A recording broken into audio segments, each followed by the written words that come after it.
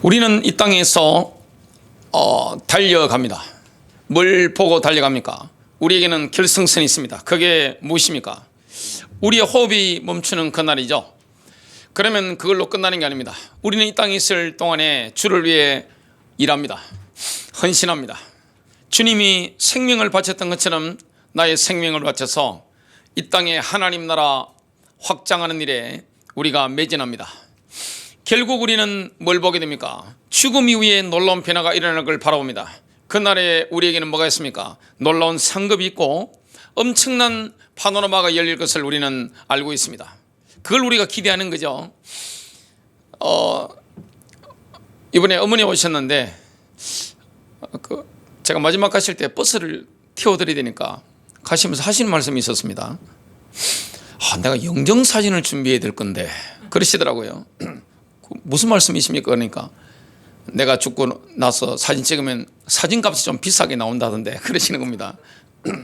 사람이 늙으면 갈 데가 한 군데밖에 없단다 그 말씀하시는 거예요. 사람이 늙어서 죽든 순교를 당해 죽든 결국에 누구나 가는 것은 동일합니다. 많은 분들이 내가 죽는다는 사실을 이해하지 못하고 많은 분들이 예수 그리스도께서 다시 오신다는 사실을 모르고 살아갑니다. 우리는 뭘 보고 살아갑니까? 항상 영혼을 보고 살아갑니다. 그러면 죽음 이후의 변화라는 것은 어떨까요? 우리에게는 놀라운 변화가 있습니다. 그래서 오늘 죽음 이후의 변화에 대해서 보면서 소망을 가지는 그 응답의 시간이 될 줄로 믿습니다. 첫 번째입니다. 이 땅에 있는 예수의 사람들은 육체의 죽음 이후에도 영원히 존재합니다. 우리는 태어났다가 죽는 게 아닙니다. 왔다가 갈 뿐입니다. 영원히 존재하는 존재입니다. 예수의 사람들은 우리가 이 땅에 살면서 예수 생명 가지고 있죠.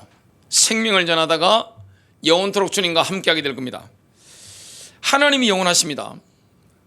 그래서 하나님의 이름이 무엇입니까? 그 많은 이름 가운데 엘 올람, 영원하신 하나님, 영원히 변함없으신 하나님. 하나님이 영원하시기 때문에 하나님의 자녀도 영원히 사는 겁니다. 하나님은 영혼 가운데 사십니다. 하나님은 시간 안에 제한받는 분이 아닙니다. 우리도 영생을 얻었기 때문에 믿는 자는 주님과 함께 하나님의 면전에서 영원토록 살게 됩니다. 그래서 예수의 제자들에게는 소망으로 충만한 미래가 있습니다. 요한복음 6장 40절입니다. 내 아버지의 뜻은 아들을 보고 믿는 자마다 영생을 얻는 이것이니 마지막 날에 내가 이를 다시 살리리라 하시니라. 우리는 이 땅에서 하나님 나라 누립니다. 하나님의 나라가 이미 너희에게 임하였느니라. 하나님의 나라가 어디 있습니까? 우리 안에 있잖아요. 믿는 자 속에 있잖아요. 가정에 있잖아요. 교회 안에 있습니다. 우리는 하나님의 나라를 인간관계 속에서 누리고 모든 공간 처소에서 모든 시간대에서 하나님의 나라를 누립니다. 또한 예수님께서는 하나님 나라의 미래적 완성이 있을 것이다 이걸 말씀했습니다. 우리는 영원히 사는 겁니다. 죽음으로 끝난다 이런 게 아닙니다. 신자에게는 죽음이 끝이 아닙니다. 그래서 영원하신 하나님께서는 이 땅에 있는 예수의 사람들과 영원을 함께하기로 작정하셨습니다. 우리 하나님께는 우리와 함께하는 게 기쁨입니다. 지금도 주님께서 저와 여러분과 함께하는 걸 너무나 기뻐하십니다. 하나님은 영원토록 우리와 함께하기를 원합니다. 시편 23편은 그런 맥락에서 이해가 되어져야 되죠. 다윗이 경험한 하나님은 어떤 분입니까? 여호와 알로입니다. 하나님은 나의 목자십니다. 시편 23편 4절입니다. 내가 사망의 엄침한 골짜기로 다닐지라도 해를 두려워하지 않을 것은 주께서 나와 함께 하심이라.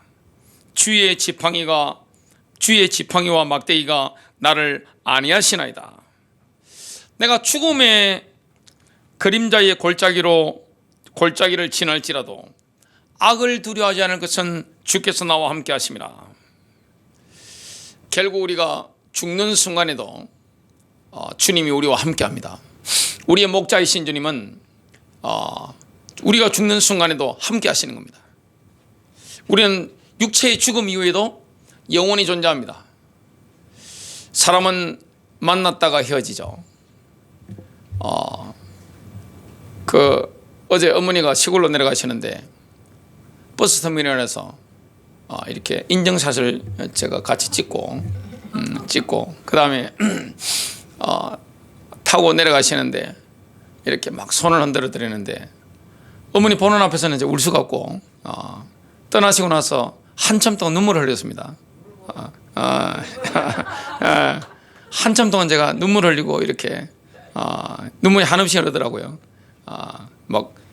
그냥 흐르니까 어쩔 수가 없으니까 막 닦으면서 이렇게 오는데 사람들이 저를 갖다 헐기물고 쳐다보더라고요. 사람은 만났다가 헤어지잖아요. 자녀도 헤어지고 부모님도 헤어지고 부부도 헤어지고 누구나 만났다면 헤어지는 것이 인생인데, 만일 우리에게 생명이 없다면, 영혼이 없다면 얼마나 허무합니까? 얼마나 절망스러운 겁니까? 근데 우리 믿는 사람에게 뭐가 있습니까? 영원한 생명이기 때문에 우리는 영원히 존재합니다. 죽은 이후에도 영원히 존재하는 거예요. 죽으면 끝나느냐? 전혀 그게 아니에요. 다윗은 자신을 위로하는 하나님의 지팡이와 막대기의 실체를 체험을 통해 알았습니다. 다윗은 이 땅에 살아가면서 하나님과의 교제 속에서 하나님이 어떤 분인지 알고 있었습니다. 시편 23편 6절입니다. 내 평생의 선하심과 인자하심이 반드시 나를 따르리니 내가 여호와의 집에 영원히 살리로다. 하나님의 선하심과 인자하심이 이 땅을 살아가는 동안에 함께하죠. 그리고 우리가 죽은 이후에도 함께합니다. 죽은 이유가 훨씬 더 실제적이죠. 그걸 우리가 알고 있습니다. 시몬 베드로가 이렇게 물었습니다. 주님, 어디로 가십니까? 그때 예수님께서는 십자가 죽음을 앞둔 상황이었는데요, 굉장히 담대한 말씀을 하십니다. 사람이 죽음을 앞두고 하는 말에 거짓이 있을 수가 없겠죠. 이런 말씀을 하십니다. 요한복음 14장 1절부터 2절입니다. 너희는 마음에 근심하지 말라. 하나님을 믿으니 또 나를 믿어라. 내 아버지 집에 거할 곳이 많도다. 예수님께서는 자신의 죽음에 대해서 조금도 두려워하시거나 걱정하는 게 없으셨습니다. 왜냐하면 죽는 것이 아니고 제자들이 살 곳을 맨션을 마련하러 가시는 것입니다. 그래서 주님이 제자들과 함께 살 수 있는 맨션을 마련하시고 나면 다시 올 것을 약속하셨죠. 지금 예수님께서 죽으시는 나이가 몇 살입니까? 33입니다. 육신적으로 본다면 6개월 후면 죽는데, 십자가에 달려 죽는데 너희는 마음에 근심하지 말라, 이렇게 말씀하고 있는 겁니다. 여러분, 33세 나이에 죽는다 그러면 요절이라고 하죠. 세상에서는 병들어 죽는 것도 아니고 다른 죄가 있어서 죽임을 당하는 것도 아니고, 자기 땅에 왔는데 자기 백성들이 예수님이 메시아임을 알아보지 못했기 때문에 유월절 어린 양으로 돌아가시게 되는 거죠. 예수님은 6개월 후면 죽으실 것인데 마지막 돌아가시는 그날까지 하나님의 뜻을 행하는 겁니다. 모든 사람들이 다 그랬습니다. 성경에 나오는 히브리서 21장에 나오는 믿음의 사람들 비롯해서 기독교 2000년 역사에 보면 진실한 성도들은 죽음에 대해서 초연했습니다. 왜냐? 죽은 이후에도 영원히 존재한다는 것을 다 알고 있기 때문에 그렇죠. 요한 웨슬리는요, 죽음의 순간에 어떻게 했습니까? 몸을 일단 깨끗이 씻었습니다. 그리고 좋아하는 찬송을 부르고 기도를 했습니다. 주변에 있는 사람들에게 뭐라 했습니까? 안녕히 계세요 하면서 그냥 웃으면서 갔습니다. 파스칼은 39살에 죽었습니다. 여러분, 예수 안에서 죽는 것은 나이가 들어서 늙어서 죽거나 젊어서 죽거나 별 차이가 없습니다. 파스칼은 39살에 죽으면서 이런 말을 합니다. 나는 가면 더 열심히 일하려고 한다. 여러분, 죽은 이후에도 우리는 하나님이 주신 자리에서 많은 일을 하게 될 겁니다. 이런 부분을 알고 있었습니다. 그래서 파스칼 같은 사람은요, 일찍 죽는 것에 대해서 조금도 서운한 생각이 없었습니다. 우리는 주님이 이 땅에서 살게 하시는 만큼 살다가 주님이 부르시는 그날 가게 되는 겁니다. 할렐루야 하고 가게 되는 겁니다. 죽으면 끝나느냐? 전혀 그렇지 않습니다. 영원히 삽니다. 두 번째입니다. 땅에서 나서 땅으로 가는 것이 아니라 하늘에서 와서 하늘로 돌아가는 것을 알면 죽음이 아무것도 아닙니다. 많은 사람들이 죽음에 대해서 막연한 생각을 가지고 있는데, 우리는 땅에서 나서 땅으로 돌아가는 게 아닙니다. 하늘에서 와서 하늘로 돌아가는 겁니다. 하나님께로부터 왔다가 하나님께로 돌아가는 겁니다. 인간은 죽음이 없는 거예요. 정말 왔다가 간다. 그걸 우리는 알고 있죠. 동물은 났다가 죽지만 사람은 하나님께로부터 왔다가 하나님께로 돌아가는 겁니다. 죽음의 순간을 우리는 누구나 통과하게 됩니다. 저와 여러분은 죽음의 순간을 만일 예수 그리스도께서 재림하시면 몰라도 그렇지 않을 경우에는 누구나 죽음의 순간을 통과하게 됩니다. 그러면요, 그때 이 땅에 있는 모든 세계를 잃어버리는 게 아니에요. 절망이 아닙니다. 사상 처음으로 세계를 그 실상대로 보게 됩니다. 지금 우리는 실상대로 잘 못 보죠. 지금 천사들 우리 눈에 보이지 않잖아요. 하늘에 있는 교회를 우리가 볼 수가 없잖아요. 히브리서 11장의 인물들과 지금 수천 년 동안 그리스도 안에 있는 분들이 우리를 지켜보고 있는데, 히브리서 11장에 보면 그들이 우리를 응원하고 있잖아요. 그들이 우리를 지켜보고 있는데 그걸 우리가 볼 수가 없잖아요. 근데 우리가 죽음의 순간을 통과하면 그 모든 것을 있는 그대로 보게 되는 겁니다. 지금 우리가 보는 세상은 전부가 아닙니다. 우리가 보는 거 일부일 뿐이에요. 지극히 일부분을 우리가 보고 있는 겁니다. 사도 바울은 지금 현재 보이는 세상이 희미하게 보이는 것들 뿐임을 인지하고 있었습니다. 고린도전서 13장 12절 하반절입니다. 지금은 내가 부분적으로 아나 그때에는 주께서 나를 아신 것 같이 내가 온전히 알리라. 주님이 우리를 얼마나 세세하게 보고 계십니까? 얼마나 정밀하게 보고 계십니까? 얼마나 디테일하게 보고 계시냐 말이죠. 근데 우리는 지금 희미하게 볼 수밖에 없잖아요. 근데 우리가 죽음의 순간을 통과하면 너무나 사실적으로 보게 됩니다. 누가 우리를 지금 알고 있습니까? 히브리서 12장 22절 24절에 나온 것처럼 수많은 천사들이 지금 우리를 보고 알고 있습니다. 하나님이 우리를 보시고 알고 있습니다. 온전하게 된 의인들의 영들이 우리를 보고 알고 있습니다. 새 언약의 중보자이신 예수께서 우리를 보고 알고 계신 거예요. 그들은 만물을 실상대로 보고 알고 있습니다. 모든 것을 실상대로 정확하게 보고 알고 있죠. 죽음을 지나면 우리도 그렇게 될 것입니다. 지금은 우리가 볼 수 있는 게 별로 없어요. 천사가 제대로 보입니까? 하나님이 보입니까? 의인들의 영들이 보입니까? 저 하늘에 있는 이 교회가 제대로 보입니까? 제대로 보이는 게 없어요. 그러나 우리가 죽음의 순간을 통과하면 모든 만물을 있는 그대로 보게 되는 것이죠. 히브리서 11장 인물처럼 사도 바울은 다릅니다. 이런 존재들의 가시적 임재 앞에 실제로 서봤습니다. 바울은 어디로 끌려갔습니까?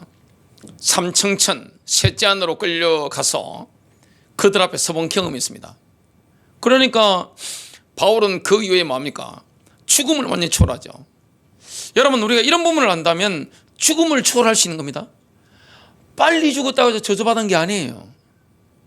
하나님이 데려가시면 오늘도 가는 거예요. 90을 살 수도 있고 120을 살 수도 있습니다. 파스갈처럼 39살을 살 수도 있는 거예요. 하나님이 데려가시면 바로 그날 우리는 뭡니까? 요한 웨슬리처럼 안녕히 계세요. 감사합니다. 어떤 제가 존경하는 하나님의 사람은 땡큐, 마지막 말이 뭡니까? 땡큐입니다. 감사합니다 하고 그냥 가는 거예요.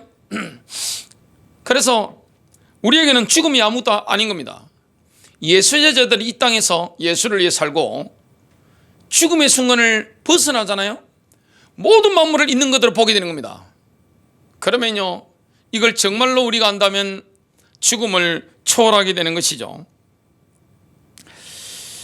참 놀라운 겁니다. 바울이 살았던 당시에는 로마 제국 시대이기 때문에 거울이 무슨 거울입니까? 청동거울이에요. 닦아도 흐릿하게 보지 제대로 안 보입니다. 그런 거울로 보는 것처럼 지금 우리가 만물을 흐릿하게 보는 거예요. 여러분, 가상세계가 더 진짜입니까? 실상 우리가 보는 현실세계가 더 진짜입니까? 가상세계가 더 진짜죠. 현실세계보다 가상세계가 더 진짜입니다. 천사들의 존재, 마귀들의 존재, 의인들의 영들의 존재, 그리고 예수님의 존재, 천사들의 존재, 이게 더 실제적인 것인데 히브리서 11장에 나오는 하나님의 사람들, 이런 분들이 더 실제적인 거잖아요. 이들이 지금 우리를 지켜보고 있는 겁니다. 응원하고 있는 거예요. 그걸 지금 우리가 흐릿하게 보고 있다가 죽음을 통과하는 순간에 어떻게 됩니까? 실제적으로 보게 되는 겁니다. 예수님께서는 거듭에서 말씀하신 게 있습니다. 이렇게 말씀했죠. 의인에게는 죽음이 아무것도 아니다. 여러분, 의인에게는요, 진짜 믿는 사람에게는 죽음이 아무것도 아닌 거예요. 절망스러운 순간이 아니에요. 마태복음 10장 28절, 몸은 죽여도 영혼은 능히 죽이지 못하는 자들을 두려워하지 말고, 요한복음 8장 51절, 사람이 내 말을 지키면 영원히 죽음을 보지 아니하리라. 우리는 죽는 게 아니에요. 하나님께 돌아갈 뿐입니다. 육신적으로 죽음을 통과할 때 하나님께로 돌아갈 뿐입니다. 요한복음 11장 26절, 내 안에서 살고 나를 믿는 사람은 절대로 죽지 않을 것이다. 여러분, 예수 안에서 살다가, 예수를 위해 살다가 예수 안에서 죽는 자는요, 사실 죽음이 없는 거예요. 죽지 않습니다. 우리는 영원히 사는 겁니다. 이 땅에 있을 때 예수님의 보혈의 능력으로 말미암아 구속함을 받았기 때문에 영생을 얻었잖아요. 영원히 사는 겁니다. 죽음이 없는 거예요. 죽는 순간에 어떤 일이 일어납니까? 영혼이 분리될 뿐입니다. 살아있습니다. 예수님께서는 제자들에게 자신의 임박한 죽음을 말씀하실 때 이런 말씀을 하셨죠. 요한복음 14장 28절, 내가 갔다가 너희에게로 온다 하는 말을 너희가 들었나니 나를 사랑하였더라면 내가 아버지께로 감을 기뻐하였으리라. 아버지는 나보다 크심이라. 예수님께서는 아버지께로 갔다가 제자들에게로 다시 돌아올 것이기 때문에 자신의 죽음을 전혀 슬퍼하지 않으셨습니다. 죽는 자는요, 진짜 예수 안에 있는 사람은 자신이 죽는 거 슬퍼하지 않습니다. 기쁘죠. 주님을 만나니까. 그러나 옆에 있는 분들은 슬프죠. 예, 같이 공존하는 겁니다. 정말 감사한 거죠.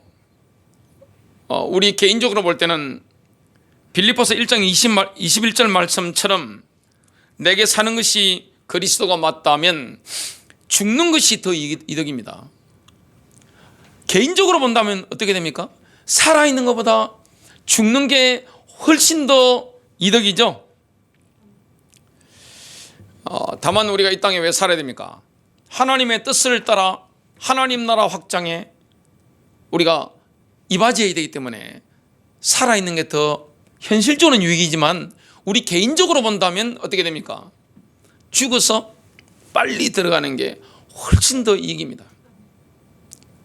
그래서 제가 여러분들에게 권면드리는 것은 뭐가 있는가 하면 살아있을 때 뭐 해야 됩니까? 상급을 쌓으시길 주님 이름으로 축복합니다. 복음 전도하십시오. 복음을 전해야 됩니다. 그리고 하나님 나라 확장에 내가 힘쓰는 겁니다. 교회를 세워가는 일에, 제자를 세우는 일에 내가 헌신하는 겁니다. 이 땅에 가난한 자, 어려운 자들을 돕는 겁니다. 이게 다 상급으로 쌓이는 거예요. 세 번째입니다. 우리에게 장차 나타날 변화는 예수 그리스도의 영광스러운 몸을 생각하면 쉽게 이해할 수 있습니다. 그러면 죽음 이후에 우리에게 어떤 변화가 일어날까요? 우리에게는 하나님의 영광이 임합니다. 죽음의 순간을 지날 때 우리는 몸에 대한 지배력을 잃어버리죠. 힘이 없잖아요. 죽는 순간에 누가 어떻게 하더라도 내가 힘이 없어가지고 이렇게 가잖아요. 그건 우리가 잃어버리죠. 몸에 내가 이렇게 움직이려고 해도 머리가 지시를 해도 뭐가 제대로 움직이지 않는 거잖아요. 이거는 잃어버리는 건 맞습니다만은 그 외에는 아무것도 잃어버리는 게 없습니다. 잃어버리는 게 아니에요. 우리가 죽음의 순간을 통과할 때 몸에 대한 지배력을 잃는 거, 이거 외에는, 이 한계 외에는 잃어버리는 게 아무것도 없습니다.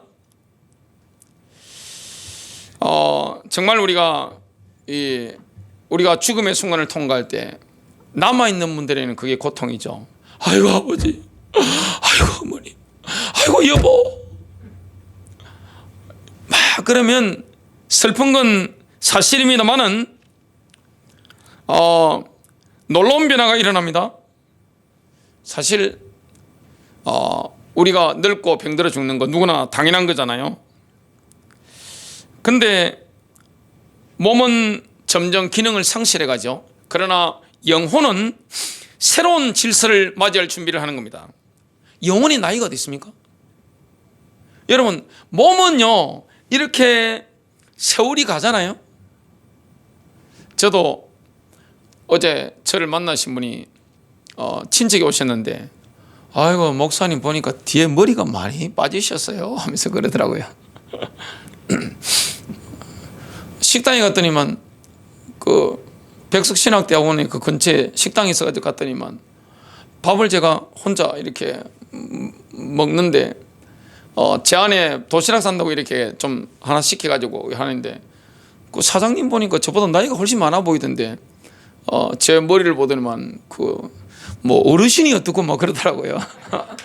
제가 속으로 깜짝 놀랐습니다만은 겉으로 웃으면서 이렇게 했는데, 사람은 나이가 들면서 어떻게 됩니까? 육신적인 변화가 일어나죠.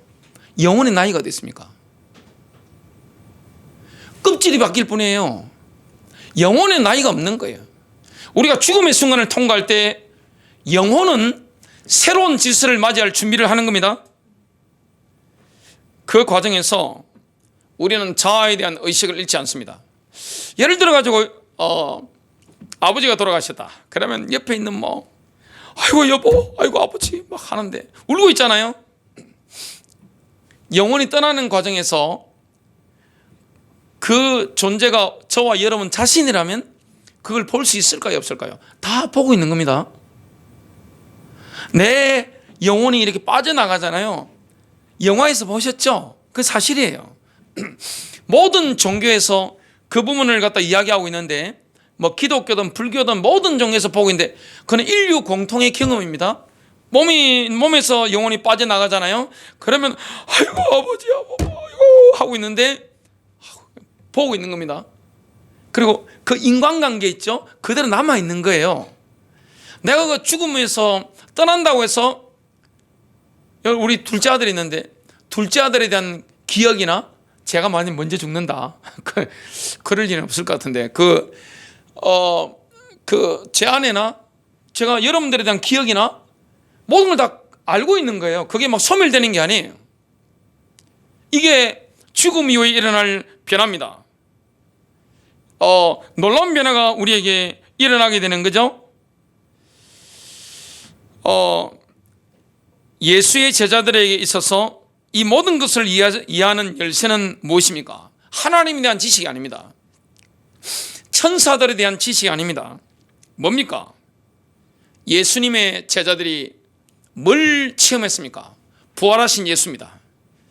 부활하신 예수 그리스도를 직접 체험했기 때문에 예수의 제자들은 미래의 영광스러운 몸을 입는다는 것을 확신할 수 있었습니다. 예수의 부활이 우리의 부활이잖아요. 부활하신 예수님의 그 모습과 같은 영광스러운 몸을 우리가 입게 됩니다. 앞으로 예수 그리스도께서 재림하시면 어떤 일이 앞으로 일어나게 됩니까? 예수 그리스도 안에서 먼저 돌아가셨던 분들, 예루살렘에 가보니까 다윗이 지금 무덤에 안치되어 있습니다. 다윗 같은 분들 있죠? 아브라함 같은 분들, 그리고 바울 같은 분들, 베드로 같은, 요한 같은 기독교 2000년 동안 수많은 그리스도 안에서 잠자는 분들의 그 몸이 어떻게 됩니까? 부활합니다. 순식간에 부활합니다. 땅이 토해냅니다. 바다가 토해냅니다. 나무가 토해냅니다. 그래서 어떻게 됩니까? 영혼과 몸이 하나가 되는 거죠. 영혼육의 완벽한 영체를 입고 부활하게 되는 겁니다. 영체가 되는 거죠. 그런 일이 앞으로 일어나게 되는 겁니다. 놀라운 변화가 우리에게 일어난다는 것을 우리는 기대할 수가 있는 겁니다. 그리고 예수 그리스도께서 다시 오실 때 만일 우리가 살아있다면, 그렇게 되면 얼마나 좋겠습니까? 살아있는 채로 변화돼 가지고 순식간에 올라가는데 어떻게 됩니까? 이 몸으로 못 올라가는 거예요. 이 살과 피로는 못 올라갑니다. 부활의 몸을 입게 되는 겁니다. 누구의 몸처럼? 부활하신 예수 그리스도의 영광스러운 몸과 같은 몸을 우리가 입게 되는 겁니다. 그래서 신자에게는요, 죽음이 절망이 아니에요. 자는 겁니다. 얼마나 감사한 거예요? 죽으면 끝이 아니에요. 죽는다고 해서 뭐 의식이 없어지냐, 그게 아니에요. 자아가 없어지냐, 그게 아니에요. 다 압니다. 떠나가는 순간에 저기 우리 부인이 울고 있네. 아이고, 아들이 울고 있구나. 딸이 울고 있구나. 아이고, 손주가 울고 있구나. 아이고, 저 성도님들이 울고 있구나. 근데 영으로 기뻐하고 있구나. 이걸 안다면 뭐합니까? 사실 장례식이라는 것은 뭐가 돼야 됩니까? 김알람 박사가 그런 이야기를 했죠. 떠날 때 뭐라고 했습니까? 나는 하나님 나라로 개선하는 것이니 장례식 같은 것을 하지 말라. 그러면서 장례식 대신 개선 음악회를 해달라고 했습니다. 저와 여러분이 그리스도 안에서 죽는다면 어떻게 됩니까? 장례식이 아닙니다. 개선 음악회입니다. 할렐루야 해야 됩니다. 근데 뭐 세상 사람들과 우리가 같이 교통해야 되기 때문에 또 육신적으로 슬픈 건 또 사실이니까, 그죠? 아니, 명절에 어머니하고 헤어지는데도 그렇게 제 눈에 눈물이 나는데 육신적으로 함께 했다가 헤어질 때 눈물이 안 나겠어요? 얼마나 슬프겠어요? 그러나 영혼은 어떻게 됩니까? 너무나 기쁜 날이에요. 어떻게 됩니까? 개선하는 겁니다. 승리하고 내가 들어가는 겁니다. 파스갈처럼 39살에 죽는다 할지라도 뭐합니까? 당사자는 서운한 게 전혀 없어요. 안 그래요? 내가 이 땅에 왔다면 하나님이 나에게 맡기신 그 소명과 사명, 그걸 다 하고 가면 되는 거예요.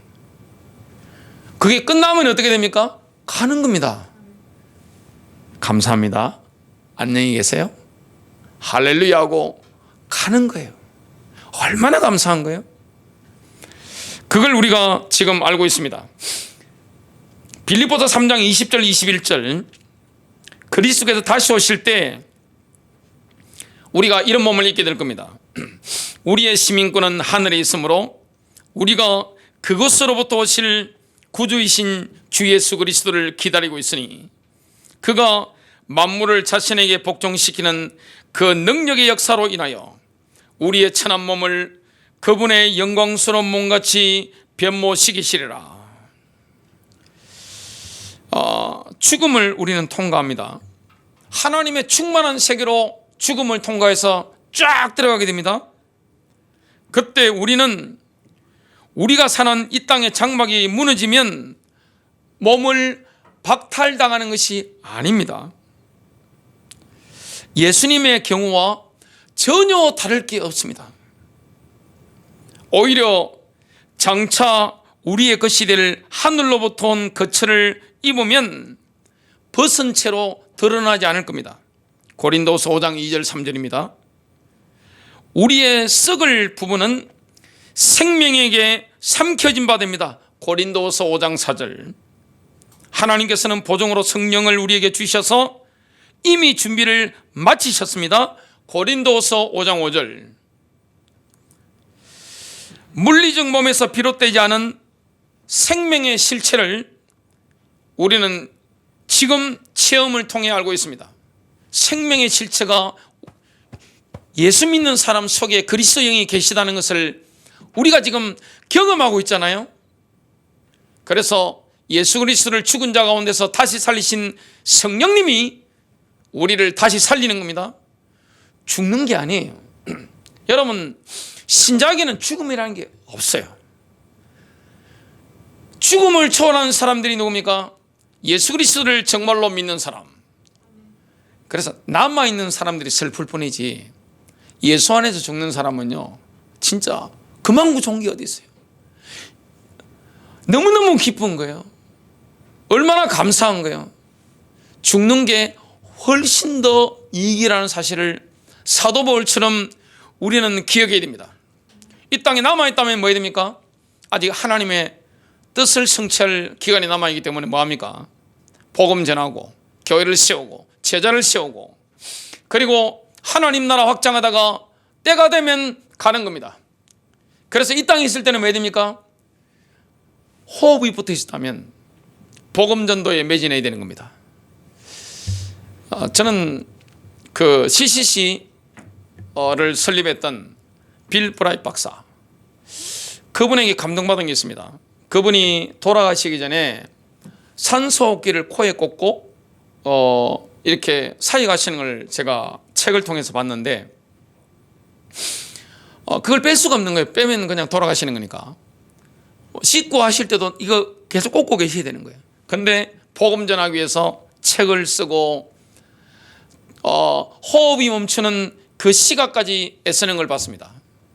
우리가 그렇게 살아가는 겁니다. 그리고 그렇게 하다가 어떻게 됩니까? 어느 순간에 육신을 벗는 이런 일이 일어나게 됩니다.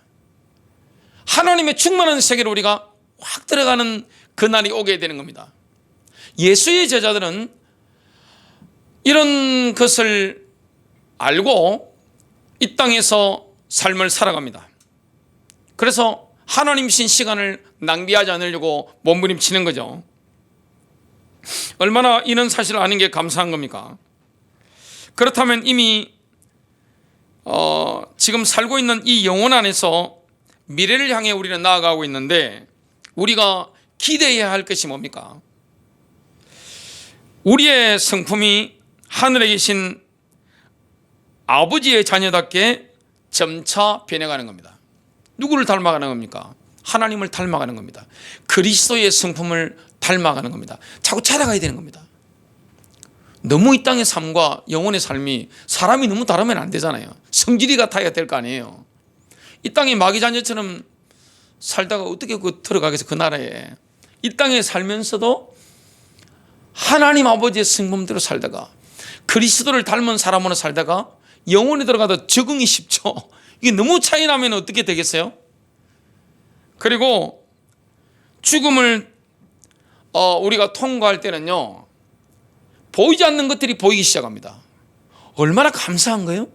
내가 죽음을 통과하는 순간에 그동안에 제대로 흐릿하게 성경을 통해 알았던, 그냥 가문 알았던 모든 실체들이 한눈에 그냥 쫙 보이는 거예요. 천사들을 우리 지금 보고 있잖아요. 예수께서 우리를 보고 있는 것처럼 보고 있는 겁니다. 때가 되면 우리는 새로운 책임을 맡게 될 겁니다. 영혼으로 들어가면요, 그냥 찬송은 부르고 있는 게 아니에요. 일하게 되는 겁니다. 영혼에서도 하나님은 우리의 자리를 준비해 놓으신 겁니다. 창조적인 일을 할 수 있는 겁니다. 하나님은 창조의 하나님이십니다. 그래서 은혜 받으면 창조의 능력이 나타나잖아요. 뭐든지 창조하잖아요. 우리는 영혼 가운데 들어가도 뭐 하느냐, 창조적인 일을 하게 될 겁니다. 생명을 살리는 일을 하게 될 겁니다. 결론적으로 예수님은 분명한 말씀을 하십니다. 요한계시록 3장 21절, 이기는 그에게는 내가 내 보좌에 함께 앉게 하여 주기를, 내가 이기고 아버지 보좌에 함께 앉은 것과 같이 하리라. 제가 주이신 뉴 테스트먼트를 한번 읽어보겠습니다. 나 자신도 승리한 후에 내 아버지와 함께 그분의 보좌에 앉은 것처럼 나는 승리하는 자를 내 보좌에 나와 함께 앉게 할 것이다. 승리하시기를 주님 이름으로 축복합니다.